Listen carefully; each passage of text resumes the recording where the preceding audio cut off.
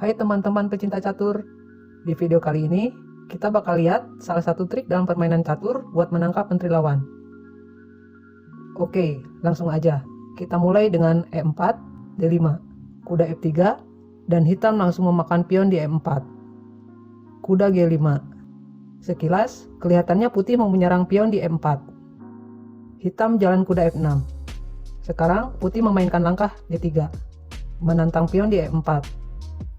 Hitam langsung memakannya, tapi justru itu yang diinginkan putih. Gajah memakan kembali pion tersebut. Lalu hitam memainkan langkah H6, berusaha mengusir kuda di G5. Selanjutnya putih memainkan langkah kuda kali F7. Dan setelah raja makan kuda, selanjutnya gajah G6, skak. Apapun jawabannya, hitam akan kehilangan menteri di langkah selanjutnya. Walaupun putih baru aja memenangkan menteri, tapi jangan ceroboh. Misalnya, hitam memainkan langkah E5. Kalau putih memakan gajah di C8, maka hitam punya langkah gajah B4, skak. Dan putih juga kehilangan menterinya. Jadi kalau hitam jalan E5, jangan makan gajah di C8. Terus gimana kalau menteri makan pion C7? Hitam punya jawaban, kuda C6. Sekarang, menteri putih sudah terkunci, gak bisa kemana-mana. Misalnya, putih jalan kuda F3. Maka hitam jalan kuda E8.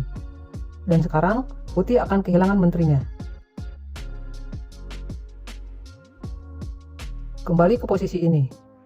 Jadi, langkah apa yang sebaiknya dimainkan putih? Di sini, putih punya beberapa pilihan yang kuat. Salah satunya rokade. Atau bisa juga memainkan langkah menteri D3, skak. Kalau hitam menutup dengan gajah F5, putih bisa jalan menteri G3, skak. Atau menteri B3 juga pilihan yang bagus.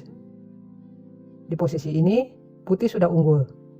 Selanjutnya, putih bisa rokade dan melanjutkan permainan dengan nyaman. Oke, sekarang kita kembali ke posisi ini. Gimana kalau hitam gak langsung makan pion di D3? Misalnya hitam jalan gajah G4, menyerang menteri. Putih jalan menteri D2. Selanjutnya kalau hitam tetap makan pion D3, maka tetap sama seperti sebelumnya. Putih makan balik dengan gajah. Di sini, sebenarnya hitam punya beberapa pilihan solid. Seperti mengembangkan kuda ke C6 atau pion E6 untuk membuka diagonal gajah. Tapi banyak yang melakukan kesalahan dengan memainkan langkah H6.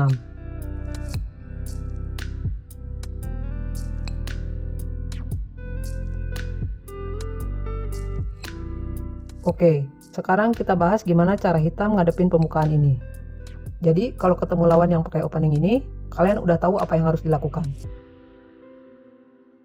E4, D5, kuda F3, D kali E4, kuda G5. Di sini, langkah terbaik untuk hitam adalah gajah F5.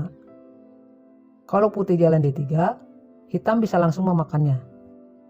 Selanjutnya, kalau putih jalan menteri F3, menyerang gajah sekaligus mengancam pion di B7. Hitam punya jawaban pion kali C2. Mungkin di sini putih berpikir, setelah menteri memakan gajah di F5, pion hitam bakal makan kuda di B1, lalu promosi jadi menteri. Setelah itu, putih bisa jalan menteri kali F7, skak. Dan kalau raja lari ke D7, selanjutnya putih jalan benteng kali B2. Kelihatannya memang bagus, tapi kalau menteri makan gajah di F5, maka hitam jalan menteri D1, skakmat.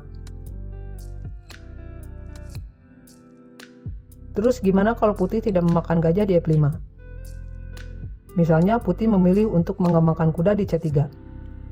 Hitam melanjut E6. Putih jalan menteri kali B7. Kuda D7. Gajah ke B5. Hitam jalan kuda F6.